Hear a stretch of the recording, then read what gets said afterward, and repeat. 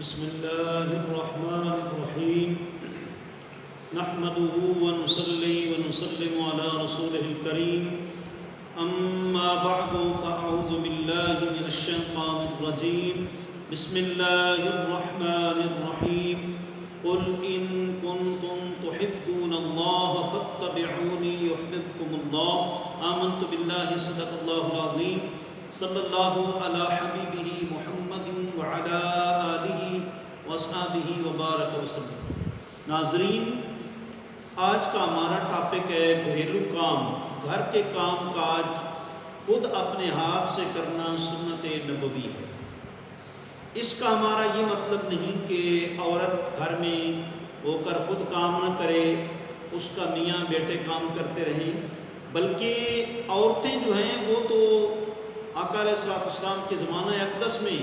بھی گھر کے کام کاج خود کرتی تھیں، حتیٰ کہ خاتون جنت حضرت سیدہ فاطمہ الزہرا رضی اللہ تعالیٰ عنہ بھی گھر کے سارے کام کاج اپنے مبارک ہاتھوں سے کیا کرتی تھیں۔ ایک مرتبہ عورتیں آقا علیہ السلام کی بارگاہ میں حاضر ہوئیں، خواتین نے، مستورات نے، لیڈیز نے عرض کیا، یا رسول اللہ صلی اللہ تعالی علیہ وسلم، مرد جو ہیں وہ تو میدان جنگ میں جاتے ہیں، اللہ بڑا ان کو اجر و ثواب دیتا ہے، ہم عورتیں تو میدان جنگ میں نہیں جا سکتی، تو پھر ہم کیسے اجر و ثواب میں مردوں تک پہنچیں گی؟ تو آقا علیہ السلام نے فرمایا،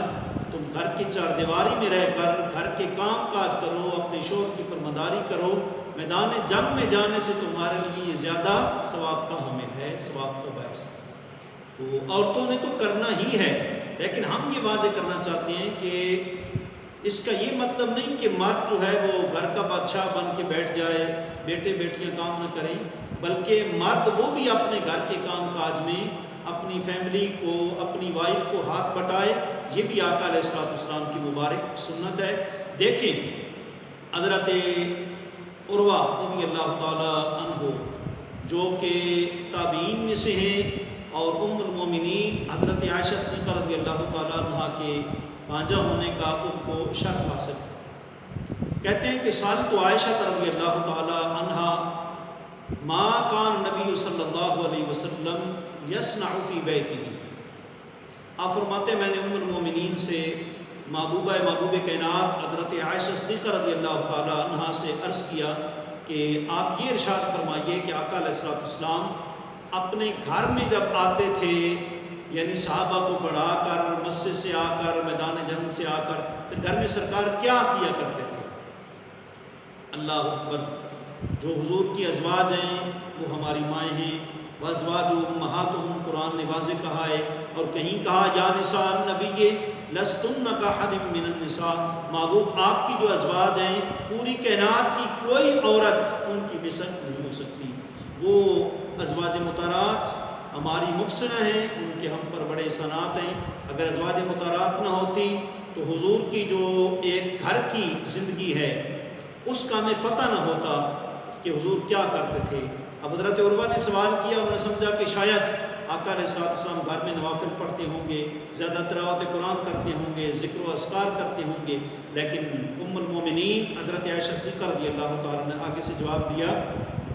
کہ ما کان یصنع احدکم فی بیتہ، سرکار کیا کرتے تھے؟ جو تم میں سے ہر ایک گھر میں کام کرتا ہے سرکار بھی وہی کام کرتے تھے۔ کیا مطلب؟ یعنی آقا علیہ السلام گھر میں آ کر اپنی ازواج مطہرات کے ساتھ ہاتھ بٹاتے تھے۔ ہماری ٹیکسٹ کی جو کتاب ہے نامی 10ویں کی عربی کی، اس میں باقاعدہ موجود ہے کان یکشف النعل، کہ آقا علیہ السلام نالین شریفین خود گانڈا کرتے تھے۔ سرکار کپڑے جو ہے اس میں کوئی پیوند لگانا ہوتا تھا تو سرکار خود لگا لیا کرتے تھے، اور ام المومنین حضرت عائشہ صدیقہ رضی اللہ عنہ کے ساتھ حضور کچن میں آ کر خود ہاتھ بٹاتے اور گوشت ان کو کٹواتے۔ تو یہ آقا علیہ السلام خود گھر کے کام کاج شہنشاہ کائنات ہو کر، سید الاولین والآخرین ہو کر، گھر کے کام کاج اپنے ہاتھوں سے بھی آپ جو ہے وہ کیا کرتے تھے۔ اب یہاں قابل غور بات ہے، آقا علیہ السلام کی ایک روایت کے مطابق 9، ایک روایت کے مطابق 11 ازواج مطہرات تھیں۔ اگر سرکار چاہتے کسی ایک کو اشارہ بھی فرماتے تو وہ یقیناً جو ہے وہ ہر کام کرنے کے لیے وہ تیار تھی، لیکن آقا علیہ السلام نے اس کے باوجود اپنے ہاتھوں سے دست نبوت سے کام سر انجام دیا تو یہ امت کو تعلیم دی، اشارہ کیا کہ اپنے ہاتھ سے کام کاج کیا کرو۔ آج جدید ریسرچ، آج سائنسی تحقیق اس بات کو پہنچ چکی ہے کہ جو مرد یا عورت گھر کے کام کاج کرتے ہیں اللہ کریم انہیں کینسر جیسی موذی بیماری سے نجات عطا فرماتا ہے۔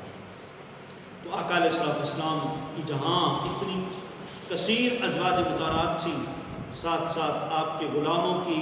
نوکروں کی، خادمین کی تعداد کا بھی کوئی اندازہ نہیں تھا۔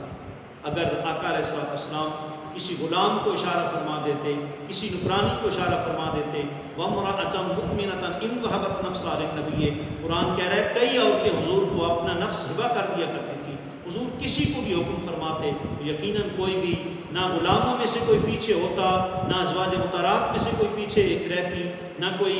آپ کی جو خادمات تھیں، نکرانیاں تھیں، ان میں سے کوئی پیچھے رہتی، لیکن آقا علیہ السلام نے خود اپنے ہاتھ سے کام کیا۔ یہاں تک کہ جب غزوہ خندق ہوا، جب غزوہ احزاب ہوا تو آقا علیہ السلام تھکے آپ تشریف لائے گھر۔ جب گھر میں آپ تشریف لائے تو آپ نے عام طور پر باڈی گارڈ نہیں ہوتا تھا، لیکن آپ نے کہا، حضرت امی جان حضرت عائشہ صدیقہ رضی اللہ عنہ سے فرمایا کاش کہ آج کوئی میرا پہرے دار ہوتا۔ مطلب یہ تھا کہ جنگ کی ایک تھکاوٹ ہے، اتنے معاملات ہیں، تھوڑے لمحے میں سکون کی نیند جو ہے وہ آرام سے وقت میں سونے میں گزار لیتا اگر باہر میرا کوئی پہرے دار ہوتا۔ حضرت امی جان فرماتی ہیں کہ تھوڑی دیر کے بعد ہی میں نے دیکھا کہ تلوار کی جو چھنکار تھی اس کی آواز مجھے سنائی دی، تو میں نے معلوم کیا کہ کون ہے، تو پتہ چلا کہ صحابی رسول فاتح مصر حضرت سعد بن ابی وقاص رضی اللہ تعالیٰ عنہ ہیں، اور حضور کی بارگاہ میں عرض کرنے لگے یا رسول اللہ صلی اللہ علیہ وسلم آج گھر میں سوئے سوئے میرے ذہن میں خیال آیا کہ میں آقا علیہ السلام کا آج پہرے دار بنوں۔ اس سے آپ اندازہ کر لیں سرکار اپنے گھر کے کام کاج خود کرتے، بلکہ صحابہ کو چھوٹے چھوٹے کام سکھاتے۔ جامع ترمذی میں ہے کہ یہودی حضور کی بارگاہ میں آ کر تو صحابہ کو کہتے کہ تمہارے پیغمبر تمہیں چھوٹی چھوٹی باتیں سکھاتے ہیں، حتیٰ کہ استنجا کا طریقہ بھی سکھاتے ہیں۔ آقا علیہ السلام کا یہ مبارک انداز تھا، صحابہ کو، صحابیات کو، ازواج مطہرات کو گھر کے کام کاج خود کرتے سکھاتے۔ جی تو آج کا اور دیکھیں کافر جو ہے وہ بھی اس بات کا طعنہ دیتے تھے، وقالوا ما لهذا الرسول يأكل الطعام ويمشي في الاسواق، کیسے تھے یہ کیسے رسول ہے،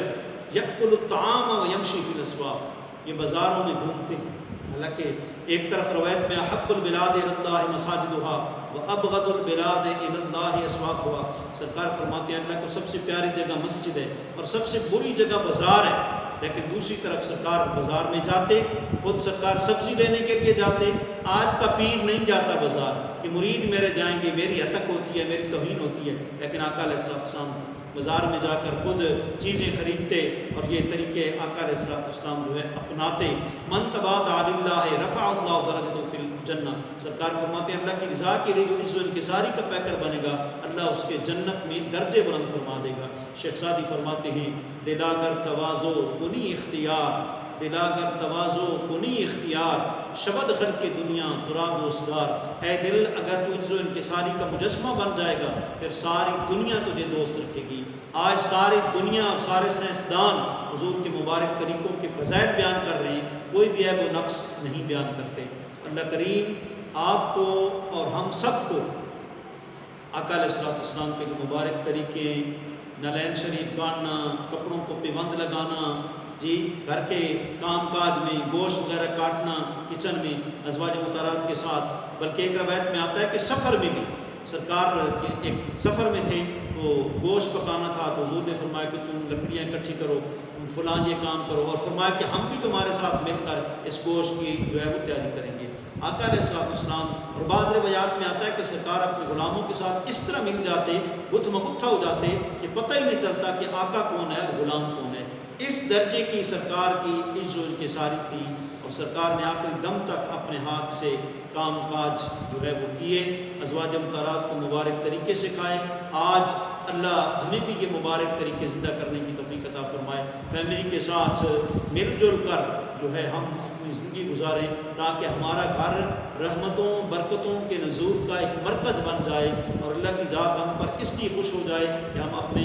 آقا علیہ الصلوۃ والسلام کے مبارک طریقوں کو اپناتے ہیں۔ قرآن نے بھی یہی کہا قل ان کنتم تحبون اللہ فاتبعونی یحببکم اللہ۔ محبوب آپ فرما دیں اگر تم اللہ کے محبوب بننا چاہتے ہو تو پھر آئیڈیل میری ذات ہے، میرا اسوہ حسنہ تمہارے پاس ہے، اس کو اپناؤ۔ اللہ تمہیں صرف محبوب نہیں بنائے گا بلکہ ویغفر لکم ذنوبکم، کہیں محبوب الہی بنا کر کیا کرے گا؟ گناہوں کو معاف فرما دے گا۔ اللہ کریم آپ کو اور جتنے بھی ناظرین ہیں، سامعین سامعات ہیں، سب کو قرآن و سنت کے مطابق زندگی بسر کرنے کی توفیق عطا فرمائے۔ وآخر دعوانا ان الحمد للہ رب العالمین۔